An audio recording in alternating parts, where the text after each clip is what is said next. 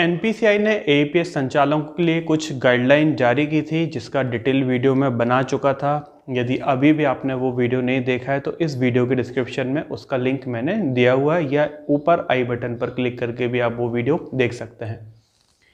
उसी वीडियो में एक जानकारी दिया गया था कि अब आपको एईपीएस का संचालन करने के लिए एईपीएस के ट्रांजैक्शन का रजिस्टर मेंटेन करना कंपलसरी है। और एईपीएस के रजिस्टर से संबंधित कुछ प्रश्न थे जिनका लगातार अलग अलग लोगों ने कमेंट के माध्यम से पूछा, तो मुझे लगा कि उसको डिटेल में ही आपको एक्सप्लेन कर देना चाहिए।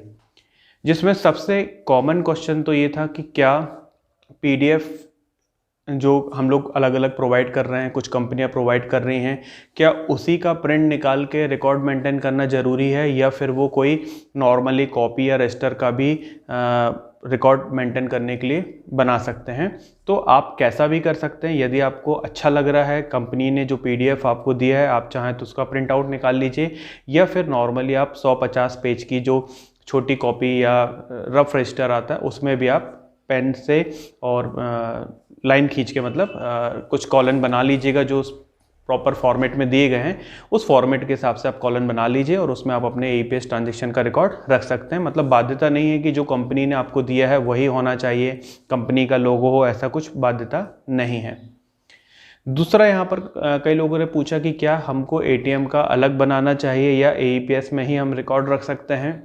यदि आपके यहाँ बहुत ज़्यादा ट्रांजैक्शन होते हों तो आप एटीएम का अलग बना सकते हैं ताकि रिकॉर्ड फाइंड करने में आपको आसानी हो, एटीएम का अलग, एईपीएस का अलग। लेकिन यदि कम ट्रांजैक्शन है तो आप एटीएम और एईपीएस का एक साथ ही बना सकते हैं। ट्रांजैक्शन टाइप का एक कॉलन हमने उसमें बनाया हुआ है, तो उस ट्रांजैक्शन टाइप में आप लिख सकते हो कि वो एमएटीएम का ट्रांजैक्शन था या फिर वो एईपीएस का ट्रांजैक्शन था। इसके बाद सबसे इम्पॉर्टेंट कमेंट एक मित्र ने पूछा, उन्होंने पूछा कि वो 2 से ज़्यादा कंपनियों का या मतलब मल्टीपल कंपनियों का काम करते हैं, तो क्या अलग अलग कंपनियों के लिए हमको अलग अलग रजिस्टर बनाना चाहिए या फिर हम एक ही रजिस्टर में इनका रिकॉर्ड मेंटेन कर सकते हैं। तो मेरा आपको जो सजेशन है कि अगर आप एक से ज़्यादा कंपनियों का काम कर रहे हैं तो धीरे धीरे करके इसको बंद कर दीजिए पहले तो, क्योंकि जैसा कि एनपीसीआई की गाइडलाइन आई है कि मल्टीपल कंपनियों में अगर सेम डिवाइस यूज़ होगी तो वो आगे ब्लॉक कर सकते हैं। तो इस प्रकार की प्रॉब्लम आपको ना आए, इसलिए आप कोई एक कंपनी का यूज़ करिए। फिर भी यदि आप मल्टीपल कंपनी यूज़ कर रहे हैं, मान लीजिए 2 कंपनी यूज़ कर रहे हैं, तो दोनों के ट्रांजैक्शन रजिस्टर अलग अलग बनाइए।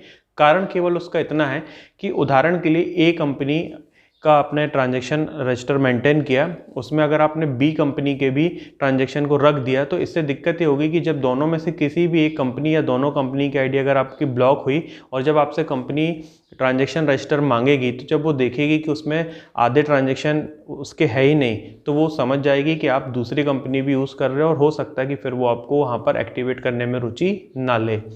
तो आपको अलग अलग फिर ट्रांजैक्शन दोबारा नोट ना करना पड़े, फिर से रजिस्टर ना बनाना पड़े, तो बेटर यही होगा कि आप दोनों कंपनी के लिए अलग अलग रजिस्टर बनाइए, ताकि जिस भी कंपनी की आईडी ब्लॉक होती है आप उसी कंपनी को वो रजिस्टर मेंशन कर पाएँ, और ये भविष्य में आपके लिए भी सुविधाजनक होगा, जिससे आपको ये क्लियर हो पाएगा कि किस रजिस्टर में किस कंपनी के हमने ट्रांजैक्शन लिखे हैं। तो आशा करते हैं कि जो एईपीएस ट्रांजैक्शन रजिस्टर से संबंधित आपके सवाल थे उसका जवाब आपको मिल गया होगा। वीडियो देखने के लिए बहुत बहुत धन्यवाद दोस्तों। आपका दिन शुभ हो। वंदे मातरम। जय हिंद।